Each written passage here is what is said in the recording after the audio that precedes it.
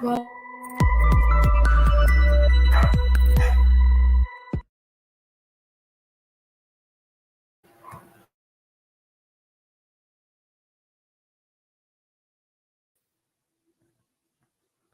Júlia tá sem som, Júlia. Desculpa. Boa noite, gente. Boa noite a todos. Boa noite, Marcos. Boa noite, Dr. Jorge. Boa noite a todos que estão assistindo a gente online. Meu nome é Julia Rodrigues, eu sou da parte de informática aqui do Micromeio. Vou estar auxiliando na live com as dúvidas e as perguntas. Então, quem quiser comentar, só enviar a sua mensagem pelo chat que a gente vai responder vocês. Nós estamos na 16ª semana do Conversando no Micromeio. Gostaria de lembrar que quem quiser seguir o nosso canal nas redes sociais, só seguir a gente, assistir as lives. E quem quiser receber certificado de participação da live de hoje, só solicitar pela DM do Micromeio, em até 1 hora após o final da live o certificado, só mandar o nome completo e o e-mail que a gente envia para vocês. Hoje nós vamos falar com o Dr. Jorge Luiz sobre o tema responsabilidades civis e criminais nos atos dos profissionais de saúde. E quem vai apresentar ele vai ser o Marcos Vinícius para a gente, por favor. Obrigado, Júlia. Boa noite, doutor Jorge. Boa noite a todo mundo que está online com a gente aqui. A Janaína está pegando uma conexão, então ela vai entrar na live a qualquer momento, caiu a conexão dela, então ela vai entrar aqui no meio. Dando sequência, né, como a Júlia falou, 16º evento que a gente faz aqui no Micromeio. Bem legal isso, porque a gente vai hoje, né, doutor Jorge, explorar uma nova vertente da área de saúde, que a gente não tocou ainda nesse assunto, nesses 2 anos, nesse ano e meio que a gente trabalha aqui. A gente não falou ainda que é justamente a área de direito vinculada à área de saúde, e acho que todo mundo que está aqui vai ter bastante pergunta, ou vai estar curioso, né? Lembrando, né, doutor Jorge, qualquer pergunta que seja feita aqui, ela não será usada contra a pessoa depois, posteriormente, em algum tipo de tribunal, não será usada. Então, podem perguntar tudo que vocês quiserem. A Júlia, como falou, quem quiser o certificado, só para não esquecer, coloca lá na direct do Instagram o seu e-mail, o seu nome, que até semana que vem a gente vai mandar para vocês, tá bom? Bom, agradeço aos 13 mil, são quase 13 mil pessoas que seguem a página da gente no Instagram. Isso é bem legal, dá um orgulho para a gente sobre um trabalho que está sendo bem feito, né? E, como eu falo de novo, e a gente fala sempre na abertura, a nossa missão aqui é divulgar a ciência na sua amplitude. Ciência, mercado de trabalho para todo mundo que trabalha dentro do laboratório, novas infecções que estão surgindo, novas patologias, novos diagnósticos, né? E hoje, pegando com o Dr. Jorge Luiz Almeida de Sá. Dr. Jorge é farmacêutico, acredita em vocês. Dr. Jorge é farmacêutico bioquímico formado, especialista em hematologia e administração hospitalar, e é advogado, atuando na área de direito médico, consumidor e planejamento sucessório. Nossa Senhora, vamos ver se a banda larga da gente vai segurar isso aqui, senão é muita coisa para ter online. Doutor Jorge, a gente agradece o seu tempo, a gente agradece a todo mundo, né? Não só o doutor Jorge, todo mundo que está aqui nessa terça-feira, após mega engarrafamentos em todos os lugares, e está aqui às 7h30 conversando com a gente aqui. Lembrando para todo mundo que a live vai estar gravada no YouTube. Então, quem perder agora de noite, pode ver depois com calma lá no YouTube essa nossa live de hoje. Doutor Jorge, muito prazer aqui, seja muito bem-vindo e a live é toda sua. Boa noite a todos. Eu que agradeço, Marcos, aí as suas palavras, a Júlia também, pelo carinho de vocês, e a Janaína, que daqui a pouco, certamente, ela aparece aí dessa conexão. Bom, inicialmente, eu fico muito honrado de poder estar no canal, de ter recebido esse convite da Janaína para estar no canal Micromeio, um canal dedicado à ciência, a assuntos na área de microbiologia, e hoje vai ouvir um pouco uma interface entre o direito e a saúde, coisas que a gente só toma conhecimento no mundo real, né, na vida real, no cotidiano, quando é demandado, quando precisa estar na frente de um juiz. Então, o que a gente vai fazer aqui hoje? Hoje, vamos conversar aqui durante aproximadamente 1 hora, mostrando para a nossa assistência, para quem nos ouve, e espero ter aqui na nossa assistência biólogos, biomédicos, farmacêuticos, médicos e, sobretudo, estudantes, porque nenhum de nós, com toda certeza, profissionais de saúde, hoje formado, teve na graduação um assunto semelhante, um tema, uma aula, uma exposição, algum professor que tenha trazido para dentro da faculdade um advogado para falar isso. As pessoas vão para a vida profissional, são lançadas na vida profissional sem o mínimo conhecimento do que encara pela frente, na verdade, do que tem de legislação e normas, das suas responsabilidades administrativas, civis e penais. Durante toda a nossa apresentação, aos pouquinhos eu vou passando para vocês elementos para chegarmos no final e conseguirmos fazer junto uma conclusão disso. A ideia aqui é, no final de uma apresentação como essa, sairmos melhor, preparados, conhecendo o mínimo, o básico que você tem que ter de conhecimento para prestar, além de um excelente serviço, que é o que já se espera de todo profissional de saúde, é também ter conhecimento de como se resguardar. Tá certo? Então, espero que todos nos acompanhem. Tá ótimo, muito bom. Se puder interagir de alguma forma no chat, dizendo se isso faz sentido para vocês. Mande suas perguntas, mande que o Dr. Jorge está aqui para responder. E como a Júlia bem disse, e qualquer pergunta que possa surgir aqui, a gente vai dar um encaminhamento, tá certo? Então, vamos no primeiro apresentação de slide, por favor.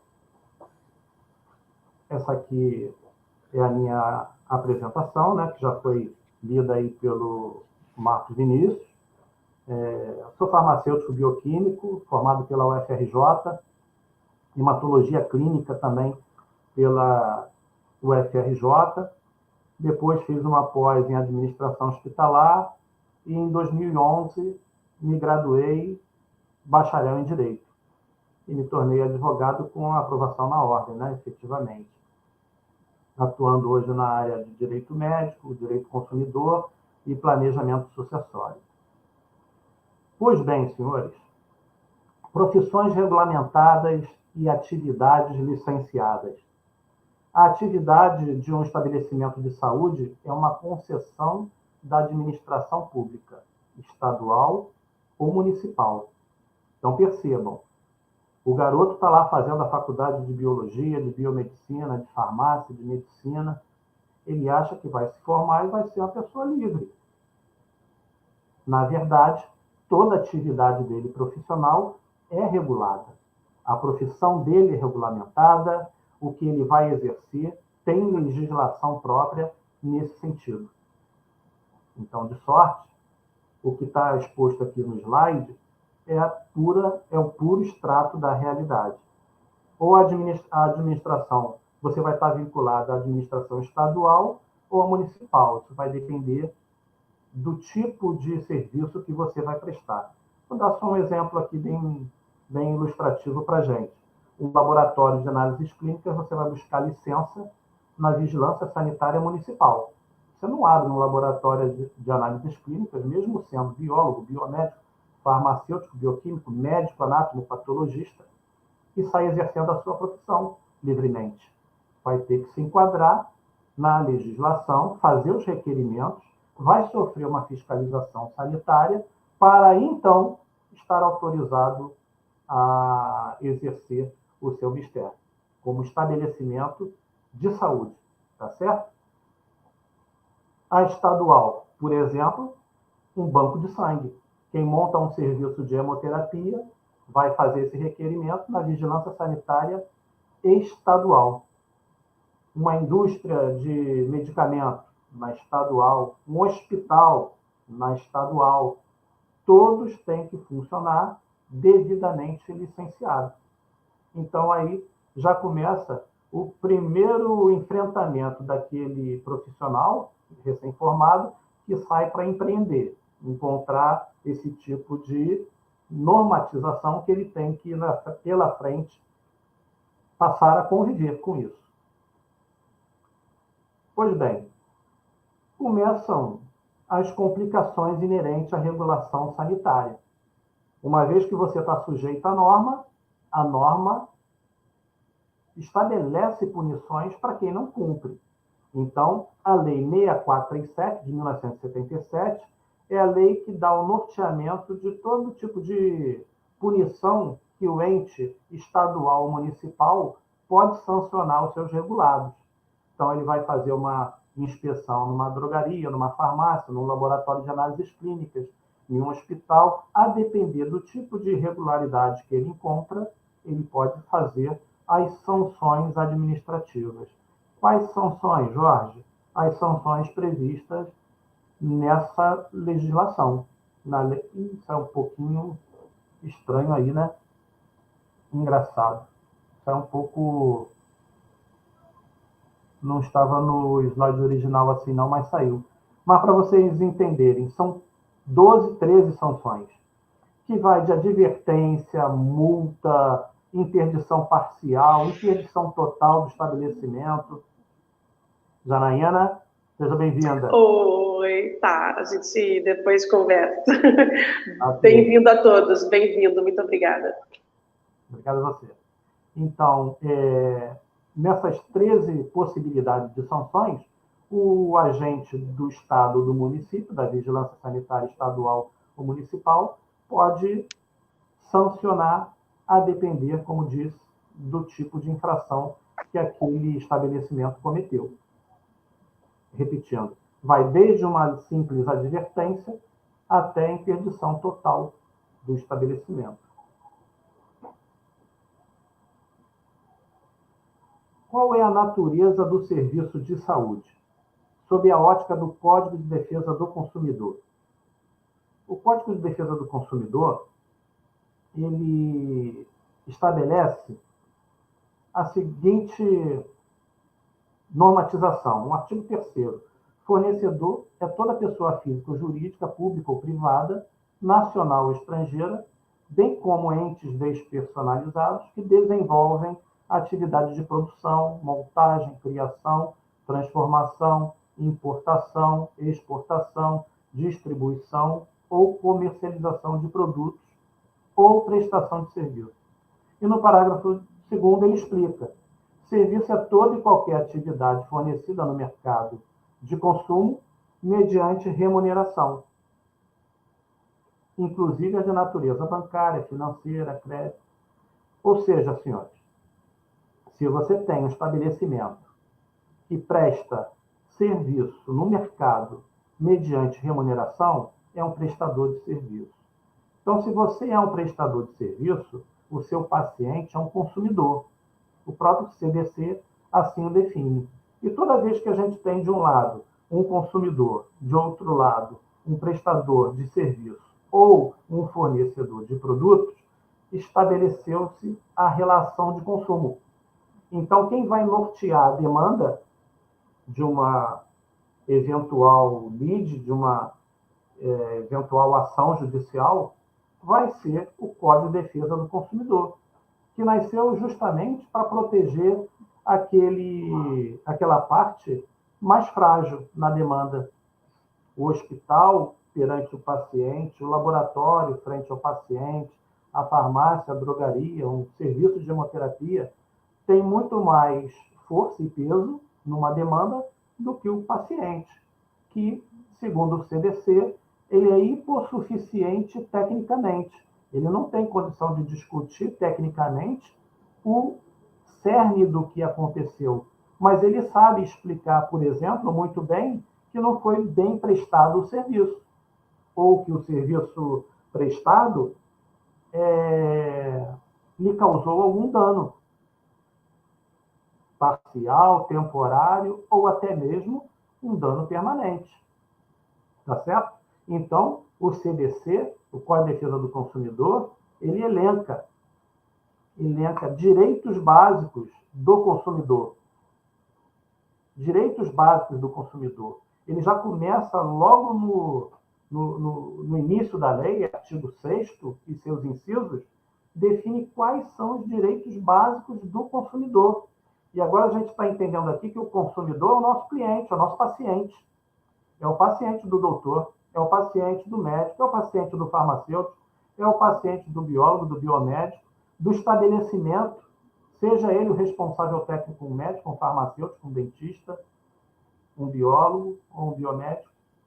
Esse paciente nosso é um consumidor aos olhos da lei. E, como tal, ele tem direitos básicos.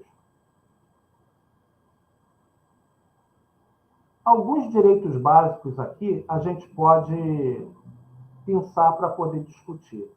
Como vê, são 13 direitos básicos. Alguns são, eu reputo assim, de maior importância. Não que todos não sejam, todos são. Mas alguns é inerente para banco, outros é inerente para contrato. Vamos falar aqui do que interessa para o nosso paciente, que é um consumidor aqui que está sendo tratado na questão. Proteção da vida. Pode-se imaginar que algum paciente entre num estabelecimento de saúde e não tenha essa proteção?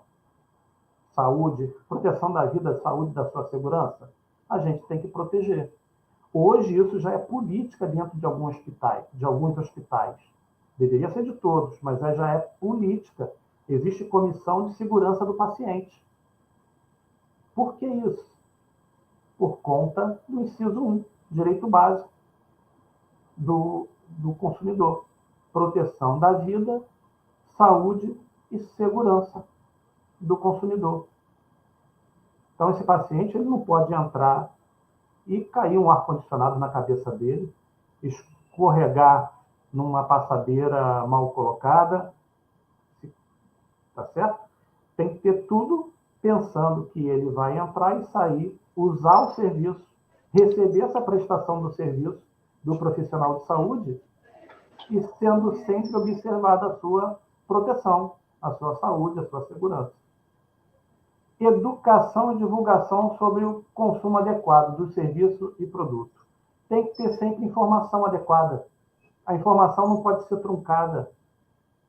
O estabelecimento de saúde tem que saber que o paciente é leigo. Então, toda informação que eu passo para o meu paciente tem que ser muito bem explicada. Não pode ter termos técnicos, tem que ser fácil de se entender. Constitui um direito básico do consumidor, do nosso paciente. Doutor Jorge, só fazendo um comentário sobre isso que o senhor falou, não sei se todo mundo concorda, mas eu vejo que depois da Covid, esse número 2, né, que sempre existiu, ele foi muito mais realçado, né? A gente comenta aqui nas lives que a gente faz, tipo, depois que teve a Covid, todo mundo entendeu o que é microbiologia, o que é um infectologista, todo mundo entendeu o que é um hospital liberar um resultado rápido, um resultado demorado. Antes ninguém via isso, né? Quem não era da nossa área, se você pegar a pessoa leiga, né? A pessoa leiga, né? Falar da minha família e tal, vou tirar sangue, mas para tirar sangue não sabia nem como, onde, nem perguntava nada. Hoje eles ainda se dão o trabalho, né? As pessoas que leigas se dão o trabalho, tipo assim, vai tirar o sangue, essa agulha é descartável. Até porque todo mundo fala hoje, né? Se você pegar 10 anos atrás, né? Vou pegar as pessoas um pouquinho mais velhas que a Júlia, tipo eu, né? Há 10 anos atrás, eu não me lembro de que eu ia tirar sangue e mostravam assim, aqui é descartável, tá vendo muito bem? Tá o teu nome aqui. Nunca fizeram isso, né? E agora fazem.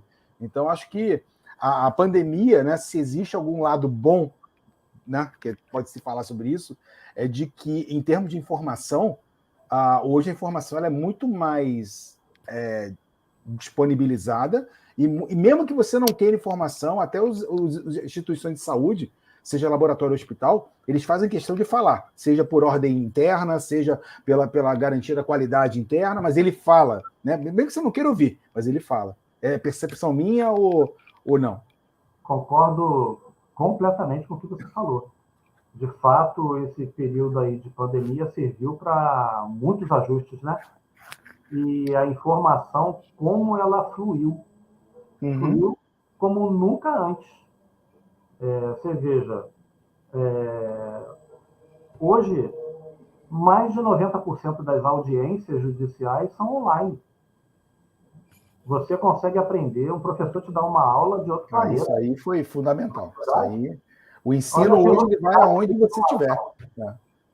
Eu acho que até mesmo antes da pandemia, já tínhamos algumas técnicas disponíveis, mas não era usada, tinha-se rejeição, não era priorizada, mas com aquela situação de que você tinha muita coisa fechada, tinha que ficar mais restrito, explorou-se um outro campo. A internet mesmo, o YouTube tomou uma dimensão, né, absurda nesse período.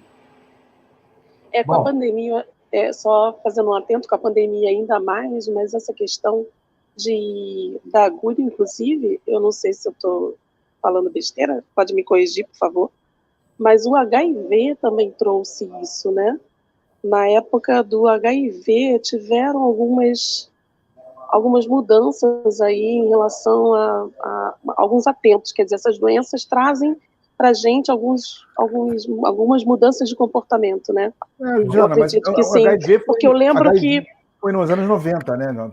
Deixa eu lembrar aqui. Então, mas essa questão de agulha, Marcos, essa questão de agulha, entendeu?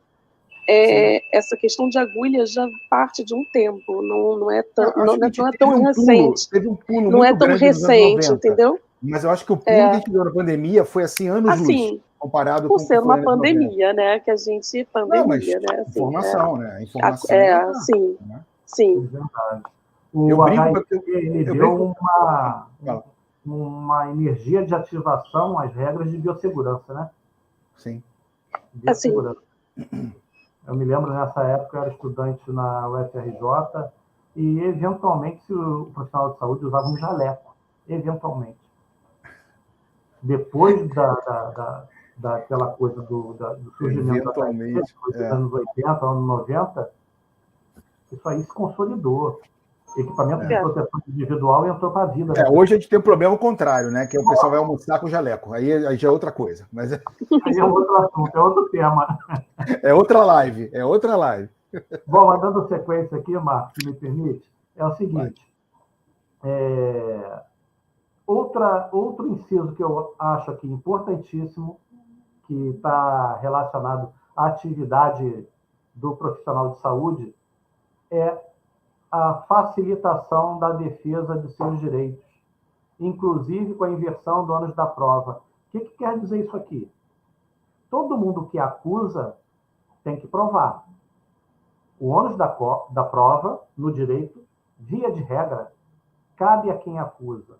Mas olha o que o CDC faz no artigo 6º, inciso 8º. Ele dá a possibilidade do juiz inverter.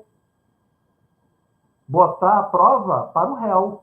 Então, se esse réu é um laboratório de análises clínicas, é ele que vai provar. E não o consumidor, o paciente. Vamos adiante abordar sobre isso aqui. Mas isso aqui é extremamente importante. Então, eu vejo alguns profissionais trabalham e não tem cuidado com registro, não tem cuidado com protocolos, não tem cuidado com informação, com registrar informação. A gente vai falar um pouco melhor disso mais adiante, mas perceba o porquê. O juiz pode, vendo que o paciente ele é hipossuficiente tecnicamente, ele não sabe como produzir prova, a única coisa que ele sabe é dizer que eu fui lá para ele me prestar um serviço, ele me deixou um dano, me causou um dano, seja material, físico, moral, me deixou um dano. Ele tem que informar para o juiz apenas o nexo de causalidade. E as provas? Quem vai produzir? O juiz pode inverter. Com base em quê? Artigo 6º, inciso 8º. Ao réu que apresente as provas. E o juiz não vai falar isso para você, não. Na defesa, o advogado do réu já tem que fazer. Já tem que saber que tem que vir fazendo prova. Se ele não quer ser condenado, prova em sentido contrário, claro, né? Bom, superado isso, para falar de todos os incisos, a gente teria que ter uma palestra aqui só para isso. Mas, assim, abordei os principais. Outra coisa também que eu pulei, desculpem, o inciso 6º, a efetiva prevenção e reparação de danos. Ora, nada mais justo. Se você causou um dano a alguém, tem o dever de reparar. Isso já estava no Código Civil, quando o Código de Defesa do Consumidor ele entrou em vigor, aproveitaram também e jogaram para um direito básico do consumidor. Se ele é um consumidor de um estabelecimento de saúde, direito básico de um paciente. Tá certo? Vamos seguindo. existem dois tipos de responsabilidade. A responsabilidade objetiva e a subjetiva. Vamos entender direitinho o que é isso. Se tiver estudante nos assistindo, até que pode até anotar, porque é um tema que muita gente tem dúvida, mas ele é fundamental para você, quando for discutir, conversar com seu advogado por conta de alguma coisa que aconteceu, entenda isso, exatamente que tipo de responsabilidade você tem sobre aquela situação ali que está sendo apresentada. Ou ela é objetiva ou subjetiva. Mas, para isso, responsabilidade, toda vez que a gente fala de responsabilidade, se fala de culpa. Se procura sempre aferir a culpa. E como é que se afere uma culpa? A pessoa é culpada de qualquer coisa se ela cometeu uma imperícia, uma imprudência e uma negligência. São as três modalidades de culpa. Ele é culpado porque é imperito. Por que ele é imperito? Realizou um ato de saúde sem habilitação para aquilo, sem a devida habilidade. O falso médico, o falso biólogo, o falso farmacêutico é imperito. Assinou um laudo, um carimbo lá de médico, de biólogo, de farmacêutico, e não é farmacêutico, não é biólogo, não é médico. Por que ele assinou aquilo ali? Ele é perito? Ele é habilitado? Não é habilitado. Um exemplo clássico de imperícia. Imprudência e negligência. Percebam para não esquecer nunca mais, toda vez que falar de imperícia e imprudência, está realizada o ato. Negligência é a omissão. Então, o imperito é aquele cara sem ser profissional e realiza um ato. Tá certo? Realiza um ato. É um imperito. E o imprudente? O imprudente, ele pode até ser perito. Ele pode ser até perito. Ele pode ser habilitado, mas ele cometeu uma imprudência. Fazer alguma coisa, fazer algum ato que ele sabe que ele não deveria fazer, mas mesmo assim ele resolve fazer. Ele assume o risco. É a modalidade de culpa da imprudência. Ele é culpado porque foi imprudente. Sabia exatamente como não deveria fazer e fez. Percebam, tanto a imperícia como a imprudência está relacionado ao ato que ele cometeu. Um sem estar habilitado para aquilo, e o outro sabendo como deveria fazer e fez de maneira diversa, assumindo o risco. E o negligente é com a omissão, normalmente relacionado à omissão. Ele sabe que tem que fazer alguma coisa e deixa de fazer. Aí cada um na sua esfera de atuação, o dentista, o biólogo, o biomédico, o farmacêutico, o médico, ele vai encaixar essa informação. Para eu não ser negligente, eu tenho que dar essa informação. Para eu não ser julgado imperito, eu tenho que fazer exatamente aquilo que está preconizado. Não posso fazer de maneira diversa ao sabor da aventura. Não tem espaço para isso. Então, toda vez que você caracterizar num ato imperícia, negligência, imprudência, estamos falando de quê? Culpa. Nasceu a culpa. Se tem do outro lado alguém alegando um dano e fazendo a ligação entre o dano e a culpa, através de um nexo de causalidade, eu fui nesse profissional e tenho prova disso, e ele me causou um dano. E mostro a culpa. Exibo um documento que tem uma assinatura, um carimbo que não tem fé pública, que não está registrado em nenhum conselho. Ele é imperito, causou um dano, tem culpa, imperícia. Ou o procedimento que ele usou não foi o que ele disse que ia fazer. Falou que fazia uma coisa, fez outra. É um imprudente. Ou algo que ele tinha que fazer e se omitiu, deixou de fazer. Do nada, deixou de fazer. Assume a culpa também. Por que isso aqui é importante a gente falar na culpa? Porque a responsabilidade objetiva e subjetiva está linkada na culpa. Percebam, senhores. Responsabilização do profissional. Responsabilidade é subjetiva. Olha o que diz o artigo 14, parágrafo 4º do CDC. A responsabilidade pessoal do profissional liberal será apurada mediante a verificação de culpa. A isso se dá o nome de responsabilidade subjetiva. Ou seja, para eu demandar uma ação judicial comprovadamente o dano demonstrado, comprovadamente um dano demonstrado, para eu demandar uma ação judicial responsabilizando um profissional de saúde, depende da verificação de culpa. O autor vai ter que demonstrar se ele foi negligente, imprudente ou imperito. Vai ter que demonstrar. Bom ou não? Não sei. Não sei se isso é bom ou não. Mas trabalhoso é. Imagina um leigo, um paciente, ter que conhecer a tal ponto do que aconteceu para trazer em juízo prova de que o profissional de saúde deveria fazer meu exame assim, fez assado. Ele deveria ter feito alguma coisa no ato de realização do meu exame e não fez. Ou, essa é mais fácil, ele assinou o laudo aqui e botou um CR-Bio e ele não está registrado no conselho. Ele carimbou aqui CRM em consulta, ele não está registrado no Conselho Regional de Medicina. Ou o farmacêutico tá lá, botou o carimbinho dele, ou o dentista botou o CRO e não está registrado, é imperito. Esse eu acho mais fácil de um leigo comprovar.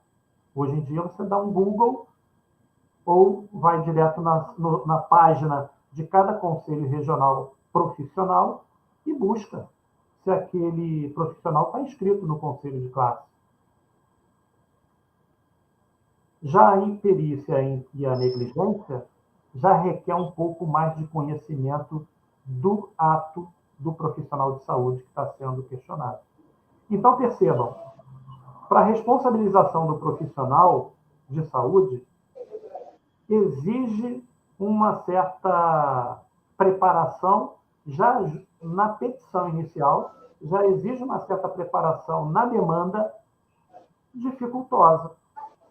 E, por isso, cresce absurdamente as demandas ao estabelecimento, ao laboratório, e não ao profissional. Por que isso? A culpabilidade do estabelecimento de saúde, ela é objetiva. Lembre, antes do profissional era subjetiva, dependia da verificação de culpa. Aqui, olha o 14 lá, o que diz? Independente da existência de culpa. Então, eu preciso provar a culpa, ficar buscando se tem perícia ou imperícia, negligência ou inegligência, imprudência, nada disso. Isso está superado. Basta o nexo de causalidade. Eu tenho que mostrar o dano, qual foi o dano, e o nexo de causalidade, o que conecta eu e o réu, o estabelecimento de saúde. Eu demonstro que fui lá, contratei a prestação de serviço, ele me prestou o serviço, só que o serviço foi defeituoso, ele deixou um dano, e apresenta o dano. Muito mais simples, confere? Para o demandante, para o paciente, para o consumidor, muito mais simples. Então, por isso, assustadoramente maior a demanda, as demandas judiciais nos estabelecimentos de saúde do que no profissional. Eu tenho clientes que foram demandados, pessoa física, profissional, mas isso não é o que mais acontece, muito pelo contrário, acontece muito menos. Hoje, agora no YouTube, a gente tem 16 pessoas nos assistindo. Assim, eu espero que dentro dessas pessoas aqui tenham profissionais de todas as áreas, biólogo, biomédico, farmacêutico, dentista, porque eles nunca ouviram isso em lugar nenhum. Nunca. E eu não gostaria que ouvissem num tribunal, quando isso acontecer. Tem que saber antes, agora, para você saber se preparar. Prestar um bom serviço e saber provar que prestou. Tá certo? Essa é a nossa missão como profissional de saúde. E tomara que tenha também alunos, né? Biologia, tomara pessoal, pessoal, vocês podem colocar a formação para a gente no chat e a gente vai visualizando e falando depois aqui quem está assistindo a gente, né? Quem quiser. Acho que o foco é muito maior, doutor, sobre a estabelecimento, porque para você fazer pessoa a pessoa, tem que ser um serviço onde você tem contato com uma pessoa, ou seja, um médico ou dentista. Isso que eu ia comentar. Quando você fala da instituição, né? Então você está falando que é muito maior o caso do paciente acusando uma instituição do que o médico ou o profissional lá dentro. É porque ele não tem contato com o profissional. Muitas vezes é indiretamente. Às vezes tem. Mas mesmo assim, não está a responsabilidade ser subjetiva quanto ao profissional. Imagine, eu vou no laboratório X e tenho aqui um exame na minha mão. Tem um exame. Aqui embaixo tem um biólogo, tem o CRM, ou um médico anatomopatologista assinando com o CRM. Eu posso ir nele, desde que eu tenha como provar a culpabilidade. Eu posso solicitar indenização por danos morais, até responsabilidade criminal, se isso trouxe um dano que está tipificado em lei, ele causou um crime. Direto no Mas eu vou ter Jorge. ficar vinculado à responsabilidade subjetiva. Se for no profissional, eu já vou ter que apresentar se ele foi negligente, imprudente ou impedido. Doutor Jorge, vou fazer uma pergunta básica, né, assim, mas para ilustrar. Eu recebo uma amostra no laboratório, né, e essa amostra é perdida. E o paciente se sente com danos em relação a isso, dependendo da amostra, muito, né, porque se é uma amostra... Nova coleta. Lá, vamos lá. Mas uma nova coleta, vamos supor, de um fragmento. Você não vai ter nova coleta, né? E aí cabe a esse tipo de culpa ou da questão objetiva, né? Assim, ao laboratório, na casa, algum profissional recebeu aquela amostra, porque no momento que você recebe uma amostra, eu entendo que a responsabilidade passa a ser do laboratório, né? É nossa. Acabou, o paciente deixou aquele serviço na sua mão, né? Comenta um pouquinho sobre isso com a gente. Quando você fala que recebeu uma amostra, está recebendo a amostra de outro laboratório ou do paciente? Do paciente. Né? O paciente, vamos supor que ele coletou um material nobre, né? Normalmente não é assim que o material nobre é feito no próprio hospital, enfim. Mas assim, para a gente ilustrar isso, né? Porque assim, eu sempre comento, eu não tenho muita noção de direitos, essa aula é excelente para a gente, mas eu sempre tenho a ideia, e eu sempre falo para o pessoal que trabalha comigo, que o pedido médico é um documento jurídico, né? Assim, o pedido médico manda, né? Ali é a prova do que a gente vai estar sendo solicitado. E o resultado é a resposta dessa solicitação. Eu não sei, eu sempre falo isso. E tem um pouco dessa noção, assim, de que, então, assim, quando eu recebo uma amostra, aquela amostra é da responsabilidade minha, como eu me sinto como profissional responsável por aquela amostra daquela pessoa, como se fosse um produto. Não tenha dúvida, Janaína. É isso, né? Então, vamos supor que eu, por alguma razão absurda, eu fui desprezar algumas amostras e desprezei aquela que eu não podia, né? E aí, quando o paciente vai buscar esse resultado, eu digo para ele, senão eu ligo para ele e digo que eu não vou ter o resultado dele. E detalhe, eu não tenho mais como dar o resultado para ele, né? Normalmente nesses casos, que eu espero que não aconteça muitos, por aí, né? Que a gente tenta zelar por essas amostras, mas a gente vai aí, sei lá, entrar em contato com o médico, falar com o paciente e falar a verdade, que é o que eu sempre falo, assim, a gente é o melhor falar a verdade possível. Mas nesse caso, eles entram. Aí como que fica? Que seria a culpa, né? O laboratório, se ele tiver essa ação, aí entra uma outra pergunta, se ele tiver essa ação, ele também pode fazer a culpa do profissional dele, sabendo quem foi, ou não? Ele assume essa ação como dele. Vamos Também, lá. assim. Maravilhosa essa pergunta. Porque é complicado isso, né? Eu vou colocar apenas agora uma pimenta. Vamos imaginar que essa amostra que foi perdida no laboratório, extraviada, seja mama de um paciente. A mama de uma paciente. Imagine. Sim. Não tem como reparar. Sim. Não tem como tirar outra mama. Não pode fazer isso. Como é que vai? Sim. Não há sentido. Aquele material não podia ser perdido, mas aconteceu, perdeu. Sim. Pelo que você está contando, pela tua hipótese, esse material foi extraviado. Sim. Por engano, só para a gente ilustrar. Foi por engano para o descarte. A responsabilidade aí é do laboratório. O paciente ele vai cobrar a responsabilidade objetiva. Ele não vai ter nem tempo de mostrar que o profissional que tinha que tratar disso foi culpado. Entendi.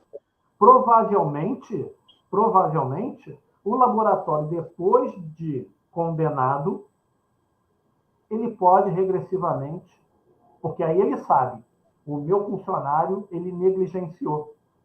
Não cumpre as boas práticas, né? Enfim. E tinha que escanear o código de barra e não escaneou.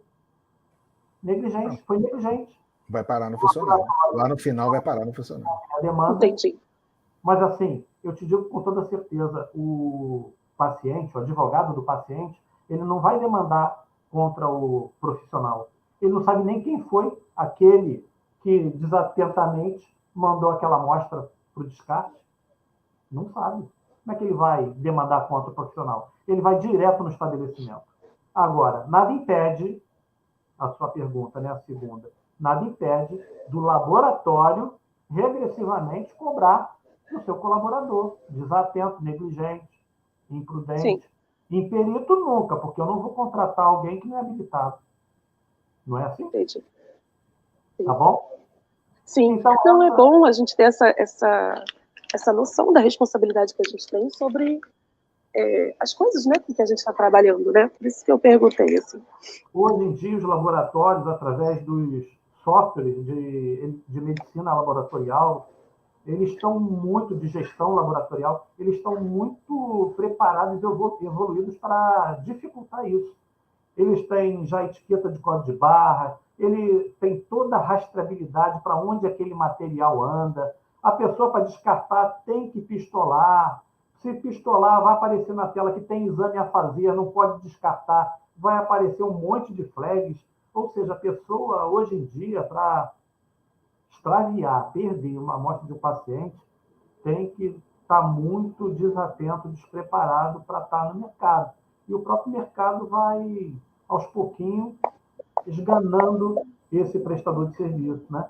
Vai desganando esse estabelecimento de saúde. A gente está dando exemplo de laboratório aqui, mas pode se aplicar a qualquer outro laboratório, a qualquer outro profissional ou estabelecimento de saúde.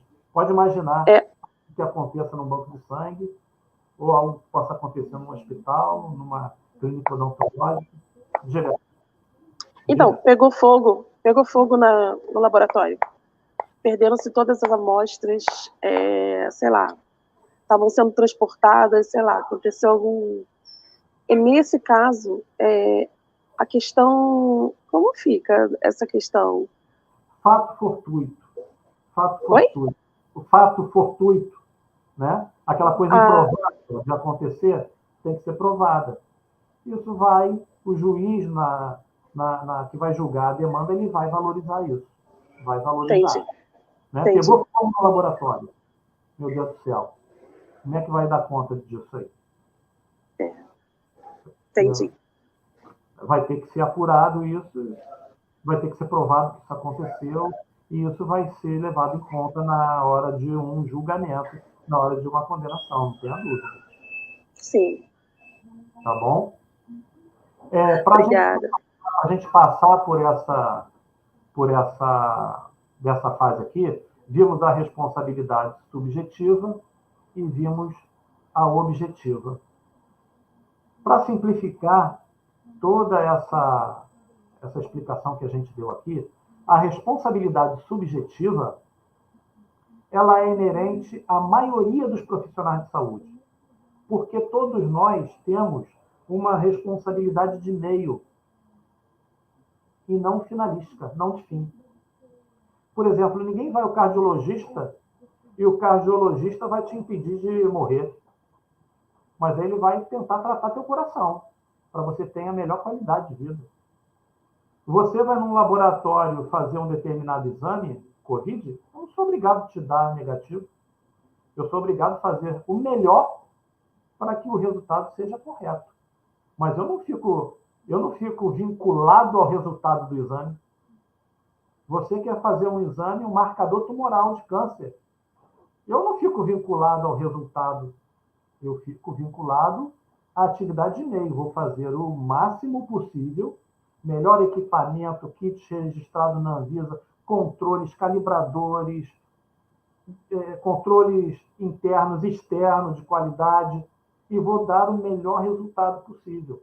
Percebam, dentistas, médicos, todos os especialistas, o farmacêutico, todos têm responsabilidade de meio. Pode deixar. Todos têm responsabilidade de meio e não finalística. Só tem um profissional de saúde que, mesmo sendo profissional de saúde, teoricamente deveria responder aqui, né, pela responsabilidade subjetiva, ou seja, teria que provar a culpa, ele responde como se fosse um estabelecimento. Alguém sabe? Se souber, põe no chat.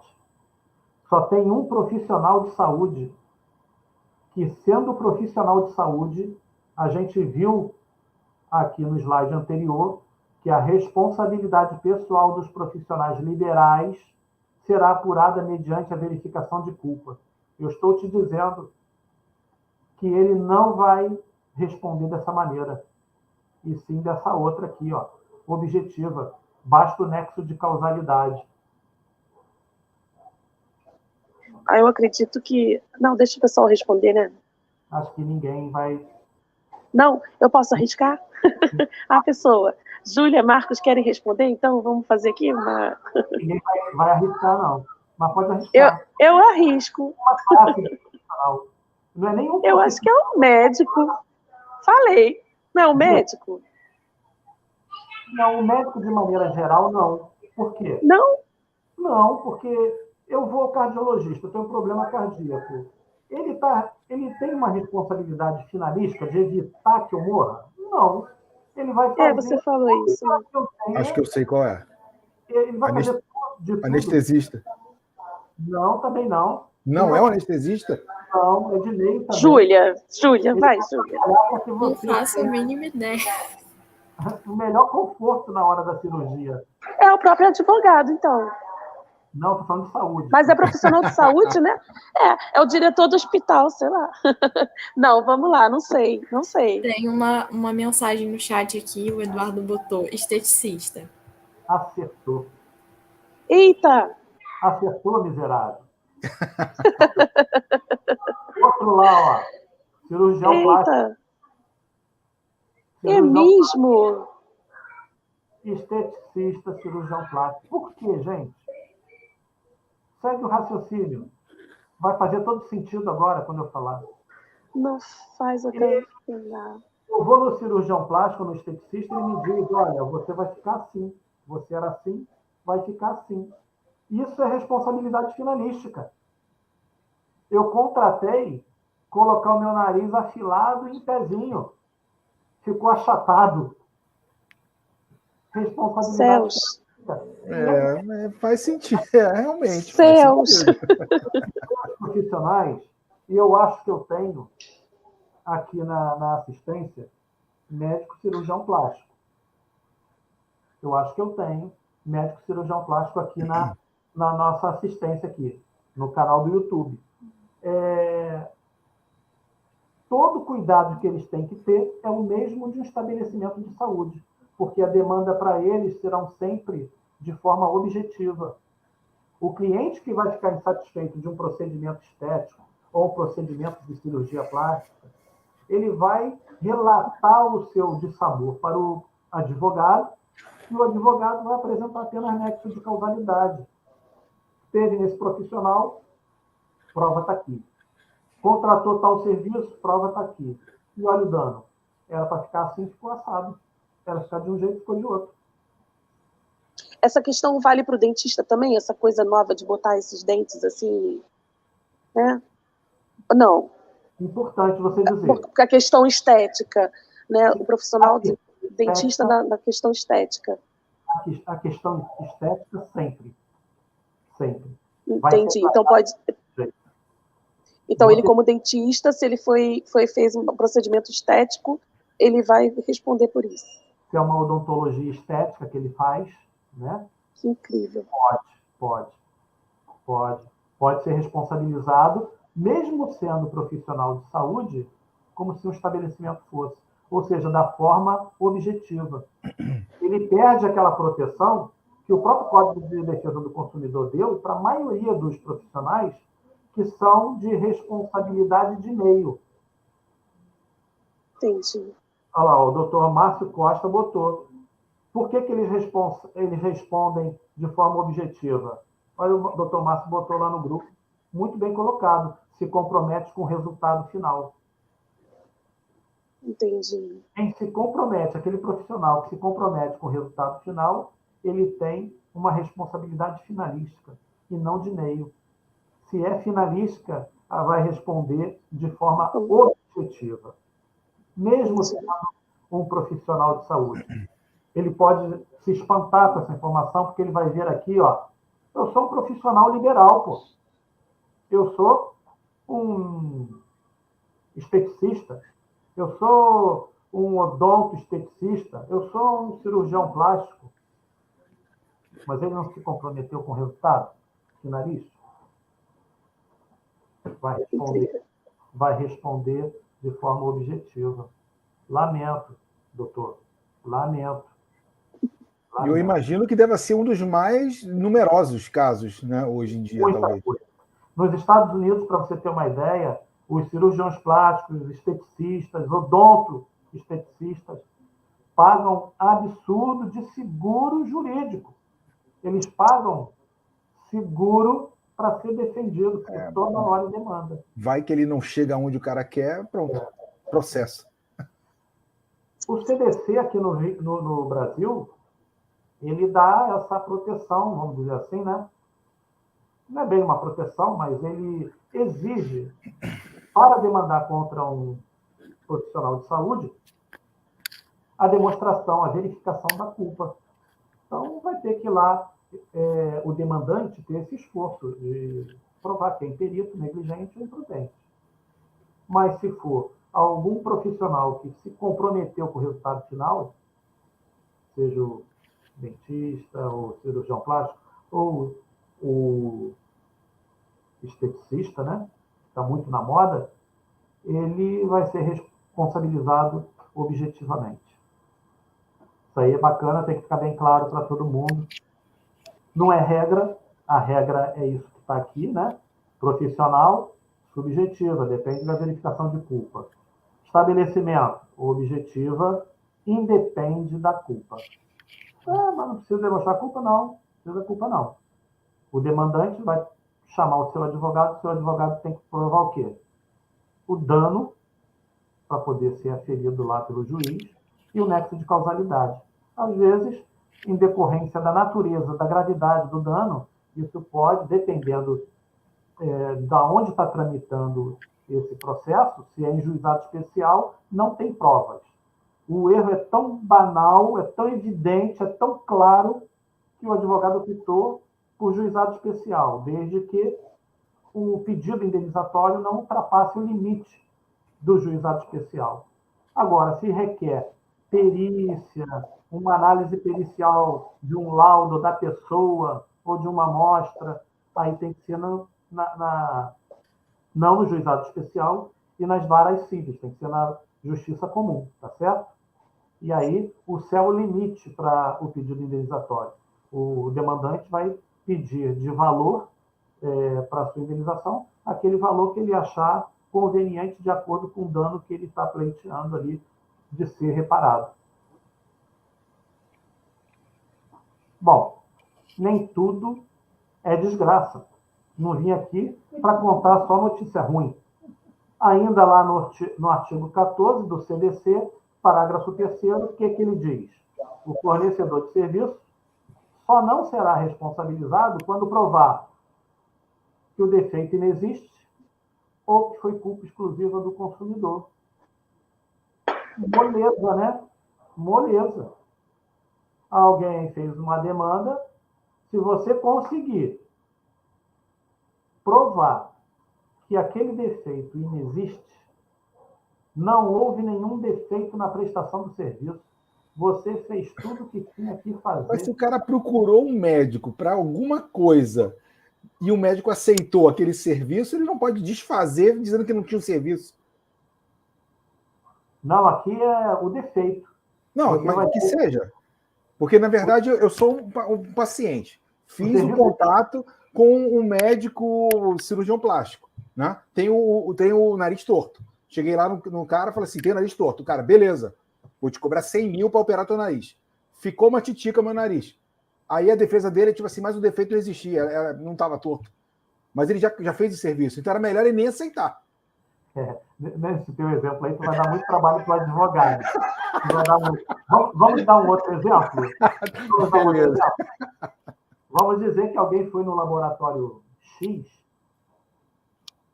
fez um EAS, cultura e antibiograma. Estou falando a linguagem do micromeio. Beleza. Foi no laboratório.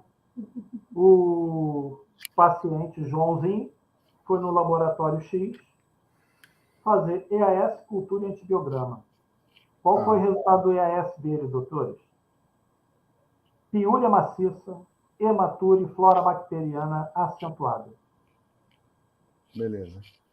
Cultura, cresceu. Escherichia coli. Beleza. Tá certo? Antibiograma. Laudo do antibiograma mostrando lá resistência e sensibilidade.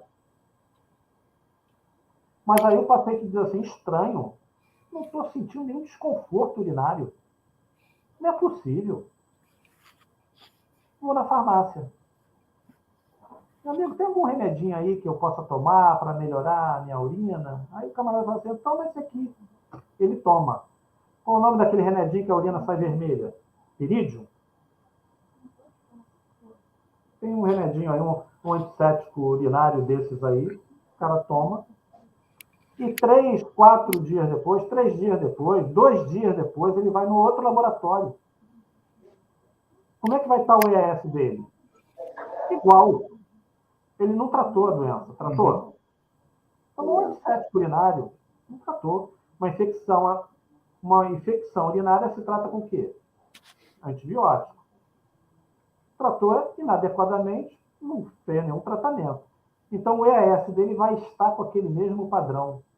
Mas vai ter crescimento bacteriano? Se a substância que ele tomou é bacteriostático? Não. Pode ser. Como é que vai ser o resultado daquele outro laboratório? Divergente? Sim. Entendi. Alguém aí vai ser demandado, porque o paciente é leigo.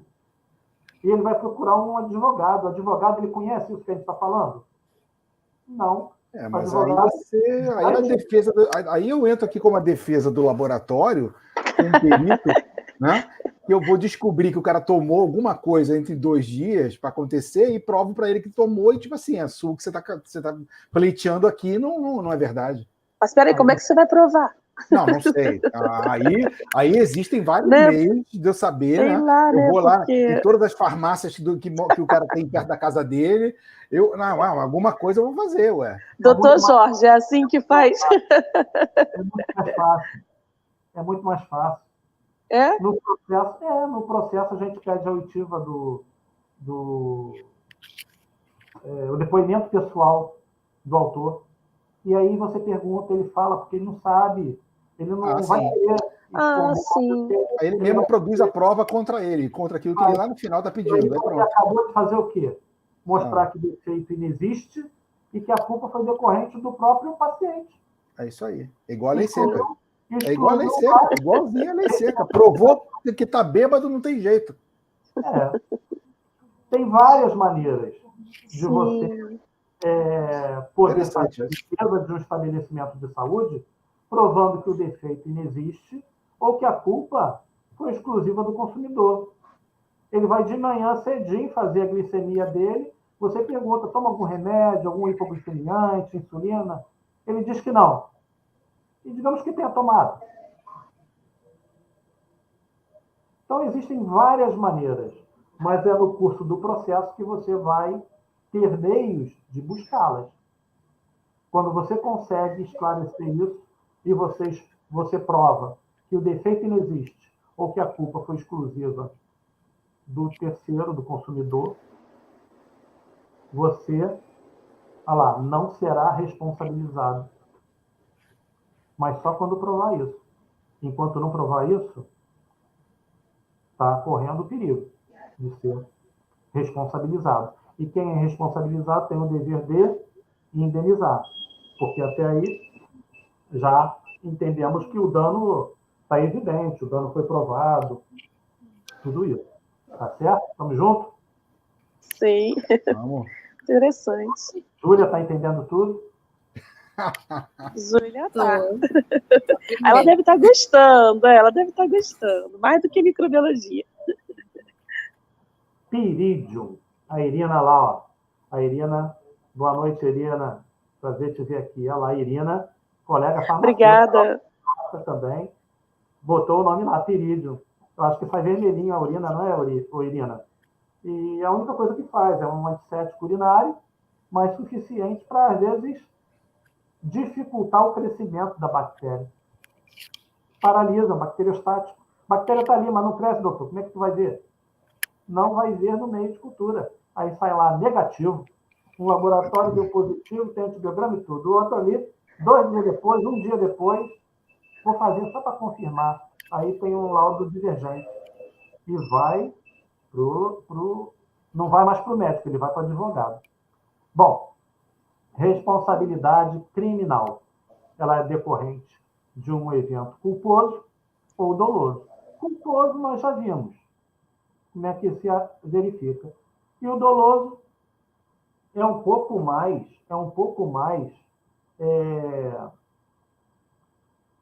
difícil de provar, mas não impossível. Normalmente, os profissionais respondem de forma dolosa quando a coisa é tão evidente que o dolo fica gritando. Ou então, a coisa foi tão séria que houve no encaminhamento para uma delegacia de polícia, houve um inquérito policial, houve uma investigação e verificou-se que houve um crime e foi de forma dolosa, que ele tinha a intenção de cometer. Enquanto a culpa não tem a intenção, esse elemento da intenção, o dolo tem. Toda vez que você escutar que alguém foi responsabilizado de forma dolosa, isso diz na tua cabeça, ele tinha vontade de fazer aquilo. Ele foi acusado por algum crime de forma dolosa. Crime doloso. Aquela questão do álcool, alguma coisa que injetaram nas pessoas num hospital, isso foi doloso. Sim, teve um pessoal de enfermagem e aí soro, parece que... E aí, em vez de injetar soro, injetou álcool, não foi? Foi uma substância foi óleo assim. mineral, foi alguma substância. Isso é doloso? vamos lá, se ele queria intencionalmente injetar o álcool naquele paciente, foi doloso. Mas se foi por descuido, foi por negligência, imprudência e imperícia. Tem que ver por quê. É culposo. Ele não queria, ele nem conhece aquele paciente que está deitado, mas por um descuido, em vez de injetar um medicamento, injetou álcool. Se foi por descuido, ele vai ser responsabilizado de forma culposa. Agora, doutor Jorge Almeida que está ali, deitado no hospital, esse camarada aí perdeu uma ação minha, vou dar uma cachaça nele. Aí vai lá e injeta o álcool no doutor Jorge. Ele tinha intenção, era o meu algoz, ele queria me prejudicar. Está aí configurado o dolo. Entendi. Tá certo? Então, não é o Sérgio botou ali, dolo é quando assume o risco. Não, é pior que isso. Dolo é quando você quer cometer. Dolo está relacionado com a pessoa. Sou eu e a pessoa que foi prejudicada. Aquela questão, é uma questão assim, bem... Aí entra agora uma questão que eu vou levantar bem... Quando entra num hospital, né, e você vem acompanhado de um policial, e vamos supor que seja um bandido, que a gente sabe que dentro de um hospital a gente não tem identidade, né? A gente vai atender todos de forma igual. E ali existe um querer prejudicar, vamos dizer assim, né? Se que aconteça, isso vai ser doloso, vamos dizer assim, né? Se eu tiver uma... E aí prova como isso que é doloso, né? Se... Prova como? A polícia, o Ministério Público vai trabalhar nesse sentido. Entendi. Aí vai ser investigação mesmo, né? Assim... Investigação e evidência. Entendi. Tá certo? Ser advogado é difícil. É um pouquinho, mas é bom. É difícil. Aqui eu boto cuidado. Né? Um assunto inocente, PGRSS. Todo mundo se arrepia quando vê um programa de gerenciamento de resíduos de serviço de saúde. Todo mundo que trabalha em hospital, em banco de sangue, em laboratório, em centro odontológico, pensou em PGRSS, a pessoa pensa, nossa, troço chato. Mas no gerenciamento de resíduos de um estabelecimento de saúde, não é ali que tem tudo definido como vai ser descartado o material, como vai ser descartado seus resíduos de saúde. Ou você pode livremente jogar pelo calo da pia, botar no lixo comum e despachar pela Conlurb. Não é assim.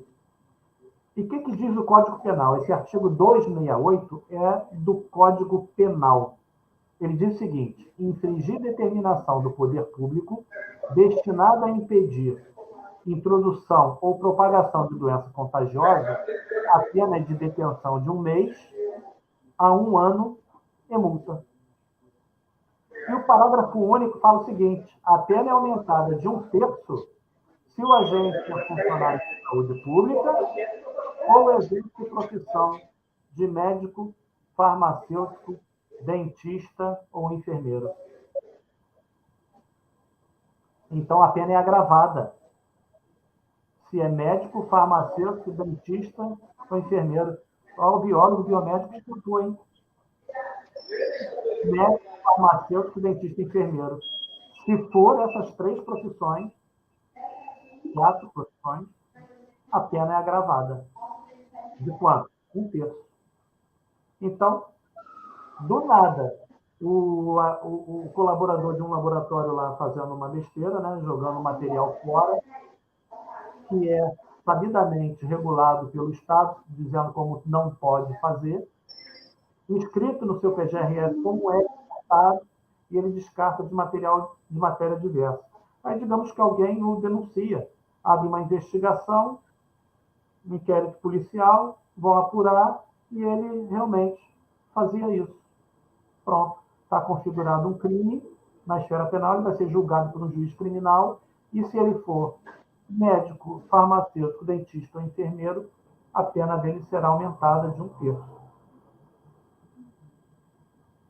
Só e nesse caso, um cuidado. Porque, não, mas ninguém está vendo, o teu colega pode te denunciar, está fazendo coisa errada, não é verdade? Alguém que vê. Descarte de resíduos de saúde é coisa seríssima. Seríssima. A Irina está dizendo, colocaram glicerina no lugar do soro fisiológico. Não foi álcool, não. Eu lembro que foi alguma... Obrigada. Social. Ela pergunta também se isso foi negligência ou imperícia. Se tinha o propósito de glicerinar aquele paciente, foi doloso. Se não teve, foi forma culposa. Se ela não tinha habilitação para fazer essa prescrição, Irina, a administração do que foi prescrito, se ela não tem habilidade, a culpa decorreu de imperícia. De imperícia. Agora, se ela é habilitada, é uma pessoa habilitada a fazer aquele procedimento, né?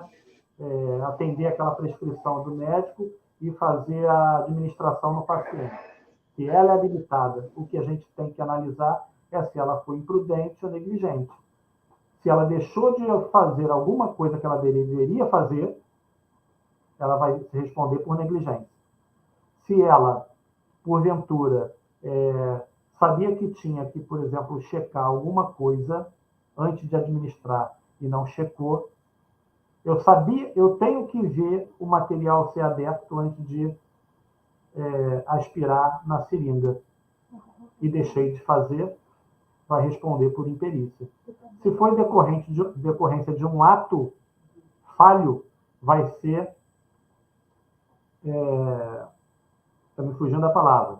Se for decorrente de um ato falho, vai ser por imprudência. Se for por omissão de algum ato que ela tinha que fazer, ela se omitiu, vai ser por negligência. Isso superando a questão de perícia, se ela é habilitada. Se ela está lá no hospital, ela é habilitada, é uma enfermeira, restou agora discutir se ela foi negligente ou imprudente. Se ela falhou por omissão, deixou de fazer alguma coisa que ela tinha que ter feito, ou se ela falhou porque fez de forma errada. Eu aposto que ela fez de forma errada. Você não pega uma prescrição de soro fisiológico, não pega uma prescrição de soro fisiológico e joga para dentro do paciente glicerina. Não viu, tudo tem rótulo, não leu alguma, né? Se você superar a questão da imperícia, vai sobrar aí a negligência ou a imprudência, não tem jeito. Ou deixou de fazer alguma coisa que tinha que ser feito, por exemplo, leu rótulo. O mesmo frasco, o mesmo fabricante, o rótulo é igual, mas não mesmo. Não leu? Negligente. Responde de forma culposa. Doutor Jorge, a gente tem 15 minutos. A gente tem um tempo, né, assim, e eu não sei o tempo que o senhor tem ainda da continuidade, mas não corra, por favor. A gente pode fazer um segundo, né, Marcos, porque o assunto é bastante interessante, é um assunto que eu acho que as pessoas precisam ter esse contato, nós profissionais de saúde, que às vezes a gente não se dá conta, né, que o nosso dia a dia está dentro de uma questão legal, né? Então, assim, eu tenho muitas perguntas, então, assim, se o senhor aceitar, a gente faz uma segunda parte, mas pode seguir. Não, peraí, volta lá. Ele foi para a conclusão, Marcos. É o próximo. Aí, não, Júlia. Estou no próximo. Cuidado. O próximo é a conclusão mesmo. Por que não? Eu quero ouvir mais. Tem mais slides depois disso. Eu tenho um monte de pergunta que eu não vou poder fazer aqui, que eu sempre deixo o pessoal fazer. Mas vamos lá para a gente não ultrapassar o seu tempo. A conclusão é muito simples. depois de tudo que a gente conversou aqui, o profissional de saúde, seja médico, farmacêutico, biólogo, biomédico, ele, para exercer um ato de saúde, um ato da sua profissão, tem que ser com total zelo, primor, registrando todas as informações e informando tudo ao paciente. Informando tudo ao paciente. Existe uma coisa chamada termo de consentimento livre, esclarecido e informado, muito pouco utilizado pelo profissional de saúde. É nesse documento que tudo que pode acontecer de errado com o paciente tem que estar escrito. Se o meu paciente for a um laboratório e pode acontecer alguma coisa, quando ele tomar um destrozol para fazer uma curva glicêmica, quando ele foi lá e passou pelo cadastro, assinou a fatura dele, contratou um serviço, ali tem que ter um termo explicando o que pode acontecer. Se ele foi fazer um procedimento cirúrgico, estético, odontológico, se pode acontecer alguma coisa, ele tem que ser informado do que pode acontecer. E você, como é que prova que informou? Porque lembra que é um direito básico? Mostrando.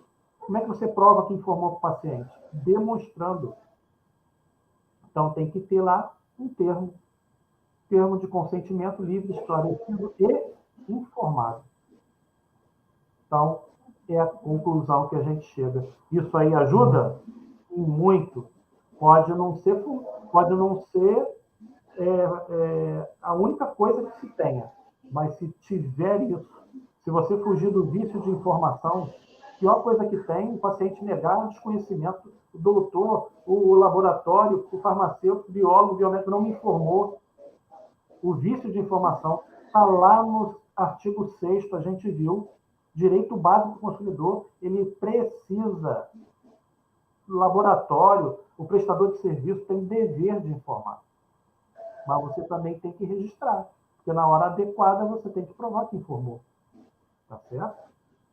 Então, o que acontece? Temos que ficar bem na foto.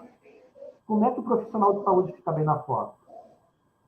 Sempre tratando com respeito, ética, segurança, informação, conformidade e, sobretudo, com o máximo registros inerente aos atos dos procedimentos de saúde. Desse jeito, dessa maneira de atuar, você não vai evitar problema, não vai evitar demanda, mas você vai sair do outro lado bem melhor. Tá certo? E aí eu agradeço. Agora vou abrir para pergunta antes que acabe o tempo. Já acabou, Júlio? Não, dá para fazer. A Janaína Como tem muita pergunta. Pode fazer pergunta, Janaína. Não, primeiro eu deixo disponível, eu quero te agradecer, né? Primeiramente porque eu não iniciei, eu estava com alguma questão de internet, de sinal. Agradecer a todos que estão aqui. Eu estou muito feliz com a sua presença no 16º Micromundo. E foi muito bom de ter trazido esse assunto, né, Marcos, Júlia? Eu acho que cada vez mais o próprio micro... é um outro lado que a gente da área de saúde, tipo, isso nunca vai acontecer comigo. Isso aí nunca vai acontecer. Até a hora que acontece, né? Exato. E aí a pergunta... Na faculdade, alguma coisa, para plantar pelo menos uma sementinha na cabeça dos profissionais de saúde, desse cuidado que ter, né? Sim. Alguém tem pergunta que esteja assistindo a gente, queira fazer alguma pergunta, alguma colocação? Tinha uma pergunta que a gente acho que não colocou na tela, mas acho que a gente já respondeu, do Sérgio, que ele perguntou: quando se leva uma biópsia e se perde no laboratório para análise? Seria o que iria acontecer, né? Como foi a pergunta? Não entendi. Quando se leva uma biópsia e se perde no laboratório para análise? A biópsia foi perdida. Isso. Pois é. Vai ser responsabilizado. A gente abordou aqui que a demanda dificilmente vai em cima do profissional, porque não sabe por que motivo nem quem perdeu. Mas o laboratório será responsabilizado. E a única maneira que o laboratório tem de se eximir dessa responsabilidade, a gente viu lá, mostrando que não existiu defeito, ou seja, que você não entregou, ou então que a culpa foi tua, do paciente, o que vai ser muito complicado de se provar isso. Um dos casos, extravio de amostra em laboratório de análises clínicas é uma das principais causas de demandas judiciais e muito difícil de reverter.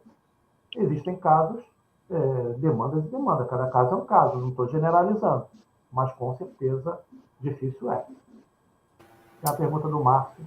Sim, ele perguntou: um cirurgião, após a realização de um procedimento cirúrgico, esquece uma pinça no abdômen do paciente e, decorrente desse ato, ele faz uma complicação mecânica infecciosa.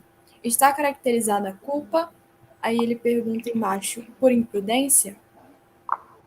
Completamente caracterizada. Completamente caracterizada. Até porque deve ter procedimentos, doutor Márcio, deve ter procedimentos em cirurgia geral, que diga que tem que se conferir um instrumental. Entraram 3 tesouras, voltaram só 2. Cadê a terceira? Jesus. Saiu andando? Negligência. Mas negligência, doutor Márcio, negligência. Instrumentador. Né? A minha pergunta é quando... Sabia que tinha que fazer... Oi? Pois não, Janaína. A minha pergunta é, quando a gente tem alguns procedimentos dentro das análises, né, principalmente microbiologia, e aí o paciente se opõe a fazer qualquer tipo daquele procedimento que está descrito dentro de um hospital. Vamos pensar, pode ser por um exame clínico, né, um exame laboratorial, ele diz que não vai fazer, né, e seria necessário que ele fizesse. Como fica? É claro que a gente tenta entrar num consenso ali de conversa, né? Mas muitas das vezes você não vai... Janaína, dá um exemplo. Tem que fazer o quê? E o cara fala que não quer. Pode falar, com todas as letras. Fala todas as letras. Estou sentindo você reticente. Fala aí. Não. Tem alguns procedimentos. Tem que coletar o quê do cara? Fala aí. Não, tem alguns procedimentos, mas vamos supor, em microbiologia a gente tem uma questão do swab retal para vigilância, né? O swab retal muitas das vezes é negado pelo paciente fazer a coleta, né? É claro que não é o único sítio importante uma cultura de vigilância. A gente tenta explicar e vai lá e você tem já algum material que substitui aquele procedimento, né? Que a gente pode usar as fezes e tal, mas seria de uma importância. E aí eu lembrei disso e pensei na pergunta, né? Então, assim, se tiver decorrente alguma coisa que o paciente precisa ingerir, ele diz, não vou tomar, não vou fazer, não vou... Simplesmente, o serviço deixa ele ciente do que ele não vai ter como resposta. Como é que funciona isso? Depois, se ele vier a cobrar algum resultado, alguma coisa assim, né? Porque, vamos colocar aí que ele é leigo. Enfim, como fica isso? Eu posso dizer como laboratório que eu não vou fazer aquele exame? Eu posso me negar a fazer? Você tem prova que o cara não quis. Ué. Ele assina. Sim, perfeito. Isso.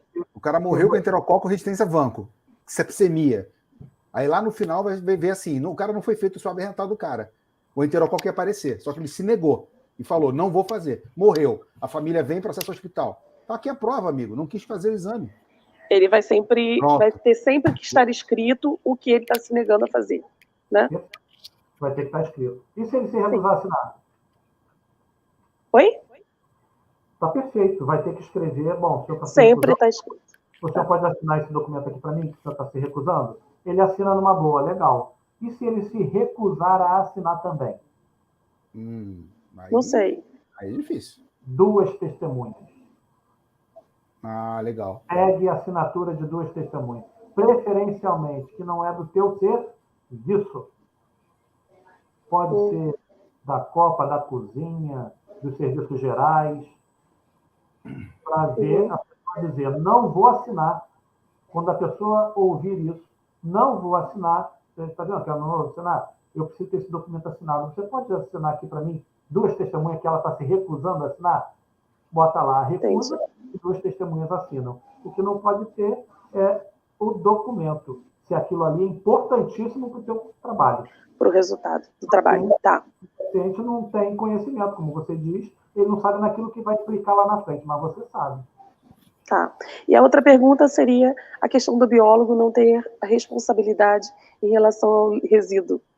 isso é uma questão do biólogo ser recente dentro da profissão de laboratório clínico, porque assim, a gente não tem tantos anos assim, né, como farmacêutico, como outros profissionais dentro de laboratório. Seria por conta disso ou não? Ou é simplesmente uma questão de conselho? Não, é por conta disso mesmo. Sim. O que acontece? Fiz ali aquela brincadeira, o biólogo se escapou, mas na verdade não escapou, não. Vai por correlação, tá? Vai por correlação. Ele está exercendo uma atividade parecida com a de médico, ou de farmacêutico, ou de dentista. Se estiver muito parecida, a questão é só de outra nomenclatura, o Ministério Público vai oferecer a denúncia. E podem entender extensivamente. Podem entender. E outra coisa que eu ia fazer um comentário, mas eu estou terminando. O biólogo vai dizer, não, ele não pode, porque não está na lei. Assim. Eu estou terminando. A gente tinha, antes, né, o técnico de laboratório sendo a coleta do exame de sangue, né? E a gente sabe que, como técnico de laboratório, na coleta de exame de sangue, a gente sabe que ali é um ato, a gente enfia uma agulha numa pessoa, né? Com consentimento, claro, né? Com consentimento de ter ali algo dentro do legal, que tem o exame, que tem o procedimento, mas é um ato, né, consentido ali para aquele profissional que sabe o que está fazendo, né? E hoje em dia a gente, algumas outras profissões têm tomado esse espaço, né? A enfermagem, na coleta, não somente na injeção. Assim como o técnico de laboratório não podia dar injeção. Então, isso era dividido claramente nas profissões. Com esse mundo, né, que vai cada vez mais ficando multidisciplinar e tudo mais, essa questão da enfermagem fazer a coleta do sangue é legal? Eu queria perguntar mesmo assim, de verdade. Está na legalização isso, dela ter esse espaço? Esses espaços são definidos de fato legalmente? Eu posso chegar ao advogado e dizer assim, não, olha, o farmacêutico vai até aqui, eu vou até aqui. Isso existe ou os conselhos determinam isso? Então, as profissões regulamentadas, todas elas têm o estatuto da profissão, tem a lei. Existem coisas que é da responsabilidade única e exclusivamente do farmacêutico. Isso. Está lá. Se tiver lá que é responsabilidade exclusiva, nenhum outro profissional pode fazer. Entendi. Por exemplo, a medicina, o Conselho Regional de Medicina, a regulamentação da profissão médica tem estatuto da medicina. Determinado ato considerado lá médico, outro profissional pode fazer? Também não pode. Agora, tem interfaces, tem procedimento, o mesmo procedimento que um farmacêutico pode fazer, às vezes o biólogo também pode, o biomédico, sim, o médico. Existem aí interseções nessas responsabilidades, mas as exclusivas são exclusivas. Entendeu? Do agora, conselho. Entendi. Especificamente ali onde você me perguntou, o técnico de laboratório e o auxiliar de enfermagem, na questão da coleta do paciente. Eu costumo te dizer o seguinte, todos dois têm habilitação para poder fazer a coleta. Agora, se é o meu laboratório, não importa se ele é técnico de patologia clínica ou auxiliar de enfermagem, eles têm que ser meu, treinado por mim. Não adianta a enfermagem do hospital colher para o laboratório. Entendi. Eu vou trabalhar aquela amostra ali de maneira cega. Como é que foi feita a coleta? Porque quando o técnico de laboratório está com o paciente, está colhendo o paciente, ele traz informação importante. O paciente estava assim, estava assado, ele não estava na medicação, ele estava na medicação. Tá certo? Então... Sim. Sim, é porque, inclusive, assim, vai um depoimento, né? Numa UPA da família, o exame ginecológico é feito a escolha da opção se a paciente quer fazer com uma enfermeira o preventivo ou com o médico, porque ela fica sabendo que vai ser realizado, marca o preventivo, e vai ser realizada a coleta por uma enfermeira. E se ela quiser com o médico, ela vai ter que esperar mais tantos dias, né? Então, assim, são coisas assim que andam acontecendo, né? E aí me veio também essa questão e a questão da coleta. A gente tem aqui milhões de situações para falar, assim, eu acho que... eu não sei se o senhor quer comentar, eu cortei, né? Falei aqui, comecei a cortar. O senhor quer fazer alguma consideração em relação ao que a gente estava conversando agora? O doutor Márcio aqui, que está perguntando negligência ou imprudência. Negligência. Ele deixou de fazer alguma coisa. Eu acho que ele deixou de conferir, doutor. Ele tem que conferir todo o instrumental. Eu não sou cirurgião, não. Mas eu acho que o cirurgião que sai do centro cirúrgico, que não confere o instrumental ou confia na conferência por terceiros e fecha o abdômen do paciente, ele está assumindo esse risco por imprudência, omissão. Ele se omitiu. Acho que eu respondi, né? Sim. Doutor Jorge, a gente vai encerrar. Eu queria muito te agradecer por esse tempo, pelo preparo da aula. Eu queria dizer a todos vocês que estão aqui assistindo que, gentilmente, nossos convidados vêm aqui, né, Marcos, Júlia, gratuitamente aqui conversar com vocês, conhecimento. E, assim, aproveitem isso, que é de alta qualidade, né, que o Micromeio se propõe. Então, todo mundo que vem aqui vem fazendo com muita destreza sobre o que fala, né? Muito obrigada, tá? Por o senhor dispor do seu tempo, de estar aqui com a gente, de trazer tanto esclarecimento, né, sobre um assunto de extrema importância. A gente tem futuros convites, se o senhor quiser voltar. A gente costuma fazer um final. Muito obrigada a todos que participaram, todos que estão aqui presentes.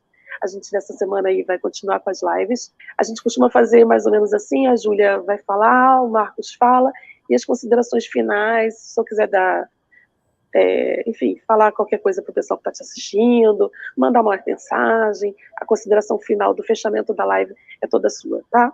Muito obrigada, doutor Jorge. Júlia? Oi. Eu quero agradecer a todos que participaram com a gente, mandando mensagens, perguntas, e lembrar a todos que a live vai ficar salva, gravada no YouTube, na Twitch também e no Facebook. Então, quem não conseguiu assistir, quiser assistir de novo, só entrar no nosso canal que vai estar lá bonitinho para vocês. Eu gostaria de lembrar que quem quiser certificado da live de hoje, é só solicitar através do Micromeio, da DM do Micromeio, com o nome completo e o e-mail que a gente encaminha para vocês. Eu quero agradecer e desejar a todos uma ótima noite. Muito obrigada, gente. Gente, boa noite a todos. Jana, Júlia, obrigada. Doutor, foi bem interessante. Acho que para todo mundo que está aqui foi bem interessante. Foi um outro lado, né, da saúde, do profissional de saúde que a gente não tinha tocado ainda, né, Jana? Então, doutor Jorge, foi bem interessante. Agradeço seu tempo aqui, essa hora e meia que a gente está falando aqui, o tempo de noite. Muito obrigado. Né? Gente, até sexta-feira tem mais live, amanhã 7h30, mesmo horário, mesmo bate-canal, estaremos aqui com outro assunto de pertinência para o mundo da saúde. Doutor Jorge, o senhor fecha a live, por favor. Obrigado. Eu que agradeço a todos vocês. O agradecimento quem tem que fazer sou eu. Fiquei muito honrado pelo convite da Janaína de poder estar aqui no canal de vocês, um canal altamente bem frequentado. Agradecer a todos que compareceram aí na audiência, né, que estão assistindo o canal nesse momento, que tiveram paciência de estar com a gente o tempo todo aqui, ouvindo um monte de coisa estranha, de jurídico. Eliminar o juridiquês ao máximo, acho que consegui. Procurei trazer uma linguagem que todos entendam. Júlia, muito obrigado. Doutor Marcos Vinícius, muito obrigado. Janaína, muito obrigado. E fiquei muito honrado, de fato, em ser convidado. E deixo aqui já franqueado, se tiver outra vez, para me chamar que eu venho novamente. Tá convidado. Legal. né, Marcos, Júlia, tá convidado. Gente, já. Na próxima, doutor Jorge está com a gente novamente. Gente, obrigada. Boa noite a todos, tá? Ótimo descanso para todos vocês. Júlia, obrigada. Marcos, doutor Jorge. Tchau, gente. Até amanhã. Tchau. Até amanhã. Tchau.